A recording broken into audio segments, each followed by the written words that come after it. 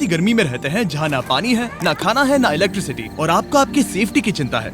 Zambia के एक गांव के लोग इसी सैड रियलिटी के साथ रहते हैं। यहाँ के लोकल सर्वाइव करने के लिए पूरी तरह से नेचुरल रिसोर्सेज पर निर्भर हैं, और क्योंकि ये शहर से दूर रहते हैं और यहाँ पर लाइट नहीं है, इसीलिए यहाँ के बच्चे अंधेरे में रहने के लिए मजबूर हैं। और एक खतरनाक बात कि यहाँ पर क्राइम रेट बहुत ज्यादा है। हमें ये बात पता नहीं चलती अगर डोरा मूनो ने 6 महीने पहले हमसे टिकटॉक के जरिए मदद नहीं मांगी होती। बीस्ट फिलैंथ्रोपी, प्लीज प्लीज हमारा गांव बचाने में मदद करें, हमें आपकी जरूरत है। ये जानने के लिए कि हम उनकी कैसे मदद कर सकते हैं, मैंने डैरन को तुरंत वहाँ भेजा। डैरन के वहाँ पहुँचने पर वहाँ के बच्चों ने उसका बहुत अच्छे से स्वागत किया। हाय डोरा। आप कैसे हैं? मैं ठीक हूँ।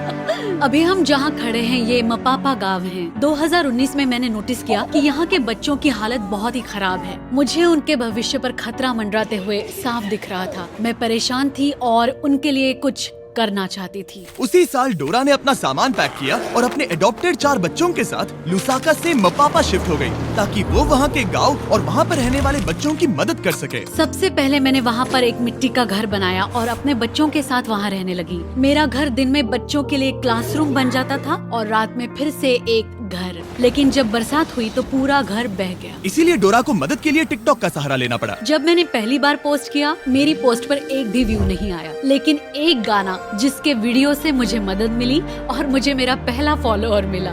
सिलसिला बढ़ता रहा और फिर मेरे 4.5 मिलियन फॉलोअर्स हुए।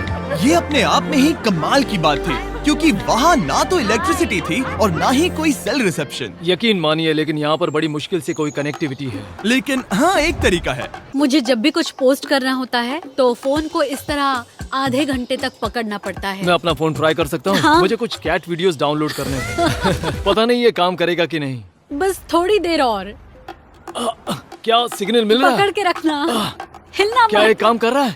ओके, हो गया, वी आर डन। ये तो बड़ा मुश्किल काम हाँ है। बिल्कुल। वो ये सब इसीलिए करती है ताकि उसे जो डोनेशंस मिलते हैं उससे वो इस गांव की मदद कर सके। हमने अब तक 350 बच्चों को बचाया है। हम उन्हें अच्छा एजुकेशन देते हैं, अच्छा खाना देते हैं, ताकि उन्हें भी वो सारी चीजें मिले जो बच्चों के लिए बहुत जरूरी होती है। लेकिन इस स्कूल की मेंटेनेंस कॉस्ट लगातार बढ़ती ही जा रही है और इसे चलाना और मुश्किल हो रहा है।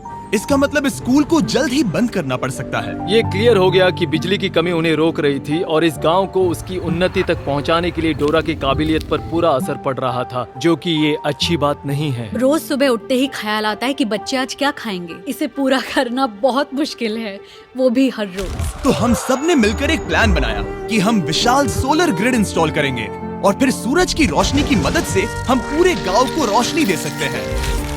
हमने तय किया कि इस गांव की प्रगति के लिए सब कुछ करेंगे और डोरा को सरप्राइज देंगे।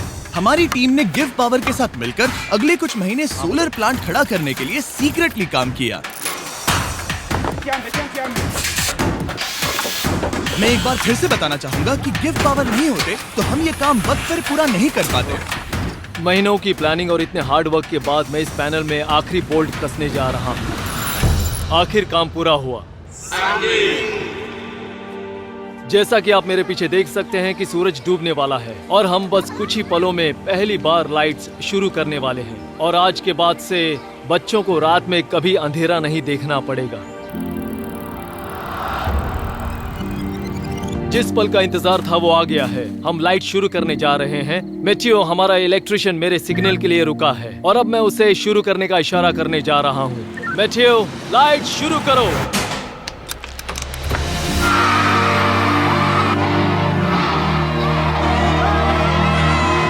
लाइट आ गई। क्या बात है! बच्चों का लाइट के प्रति जो रिएक्शन था उसे शब्दों में बयान नहीं किया जा सकता। वो सच में बहुत खुश थे। ओह, मैं क्या कहूँ, बहुत सुकून मिला ये देखकर। इसके लिए मैं बीस्ट फिलैंथ्रोपी की शुक्रगुजार हूँ। लेकिन काम अभी पूरा नहीं हुआ था। यहाँ पर बड़ी मुश्किल से कुछ पानी है और जो है उसकी क्वालिटी बहुत खराब है। ये एक ऐसी समस्या थी जिसे बिजली भी सॉल्व नहीं कर सकती थी। ऊपर से बाहर की भयंकर गर्मी और एक छोटा सा पंप जो सिर्फ 30 मिनट हर दिन चलता है और 350 किड्स और 84 स्टाफ, जिनके लिए सिर्फ इतना ही पानी है। उसमें से भी खाना पकाने के लिए अलग से पानी रखना पड़ता था। तो हर दिन मुझे अपनी कार चालू करनी पड़ती, जो कभी चालू होती है कभी नहीं होती, और अगर चालू हो भी गई तो उसे ठंडा पानी लाने के लिए 2 घंटे की दूरी तय करनी पड़ती थी।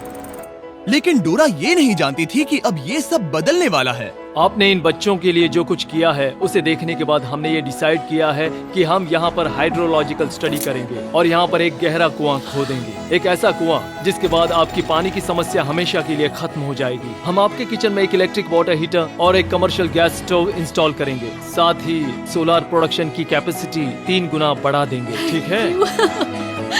ऐसा लग रहा है जैसे सपना पूरा हो गया। मुझे यकीन ही नहीं हो रहा। Thank you so much. आप इन बच्चों को अपने पैरों पर खड़ा होना सिखा रही हैं। इससे सोसाइटी में बदलाव आएगा, क्योंकि कल चल के यही बच्चे अपनी आने वाली पीढ़ी को यही बातें सिखाएंगे। आप बीज बो रहे हैं, क्योंकि वो भी आपसे उतना ही प्यार करते हैं जितना हम करते हैं। लेकिन ऑब्वियसली जितना ज्यादा करेंगे खर्चे भी उतने ही बढ़ेंगे। तो हमने कांटेक्ट किया हमारे लॉन्ग टर्म पार्टनर और इस वीडियो के स्पॉन्सर को, इलेक्ट्रिक ई बाइक्स। हमेशा की तरह हमने उन्हें मैसेज किया, हे हमें इस प्रोजेक्ट के लिए फंडिंग की जरूरत है, इससे लोगों का भला होगा। और फिर उनका जवाब आया, नो प्रॉब्लम, और इस वीडियो के लिए डबल डोनेशन देकर हमारी मदद की। सिर्फ और सिर्फ इलेक्ट्रिक ई बाइक्स की मदद से हम डोरा और सभी बच्चों की और भी ज्यादा मदद कर पाएंगे। तो ध्यान रहे, आप उनके वेबसाइट पे जाकर या इस लिंक पर क्लिक करके उनके इलेक्ट्रिक ई बाइक्स खरीद सकते हैं, वो भी अभी। उनके प्रोडक्ट्स खरीदकर आप उनकी मदद कर रहे हैं, फिर वो हमें स्पॉन्सर करेंगे और हम और लोगों की मदद कर पाएंगे। ठीक है, चलो वीडियो कंटिन्यू करते हैं। और जाने से पहले एक आखिरी सरप्राइज, डैरेन उन बच्चों को एक ट्रीट देना चाहते थे। ये पहली बार होगा जब वो आइसक्रीम चखेंगे। ये एक बड़ी ही खास ट्रीट है, क्योंकि इसके लिए रेफ्रिजरेशन की जरूरत पड़ती है, जो उन्हें पहले कभी नहीं मिला। आइसक्रीम कौन कौन खाएगा?